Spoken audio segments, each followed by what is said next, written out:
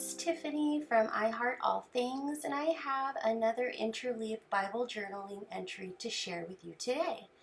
First up, we're in 1 Peter 2:9. So let's begin. After highlighting the verse, I want to bring in some Gelato's color that matches Becca Bonneville's Child of God set, which is the one that I'm using for today.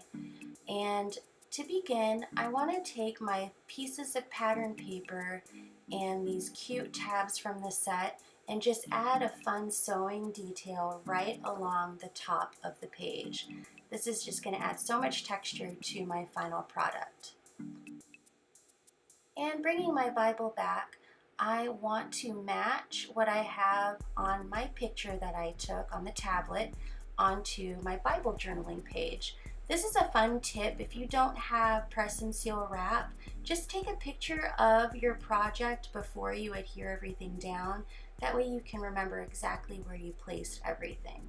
So starting with this larger piece of blue dotted paper, just going to put it right in the middle of the background, add a little bit more of the Gelato's color to fill in the gaps, and then I'm going to add the other pieces of pattern paper with the tabs in a fun, wonky, angled way, just drawing the eye into that top left corner of the page. Before I adhere this final panel that's going to reveal the hidden journaling, all I want to do is add a piece of washi to the very top where that faux washi is. This is going to be a little flip up to reveal my journaling down below.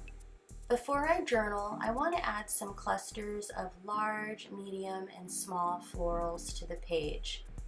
And just to add a little bit more dimension, I want to pop up the flower centers that I've cut onto foam squares. And before I do that, I'm going to add a bird's nest of thread to every flower center. So it'll go die cut, thread, and then popped up flower center. This is going to add a ton of dimension. And remember to use the rule of thirds when you place down your flower clusters. This is just going to make it so that your eye can settle on one part of your page instead of being confused going all over the place. Before I lay down my final flower cluster, I'm going to put this beautiful girl down right in the center of that little card that says My Identity in Christ. This is going to allow me to figure out exactly where that last floral should go without it being too crowded or too empty in a certain spot. Once those clusters are laid down, I'm just going to go ahead and grab my pen and start writing my journaling on that striped piece of pattern paper. Now, I just finished reading Jennie Allen's Get Out of Your Own Head, and the final exercise is actually writing a letter to yourself, just writing down how you want God to transform your mind within the next year.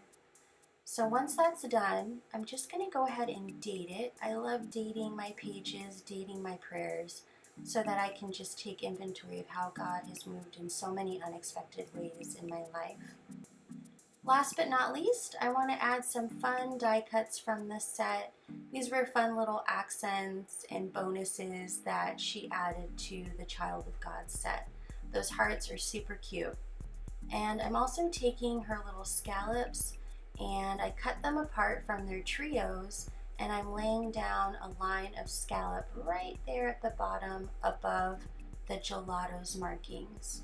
I just think these are so fun and colorful. They add a fun detail to any page. The last thing I'm going to do is add some rickrack with some Tombow Mono Dot adhesive. This adhesive is super strong and it gets into every little nook and cranny, so you can use it on fabric pieces like this.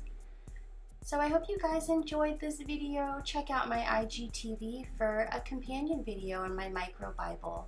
Bye guys!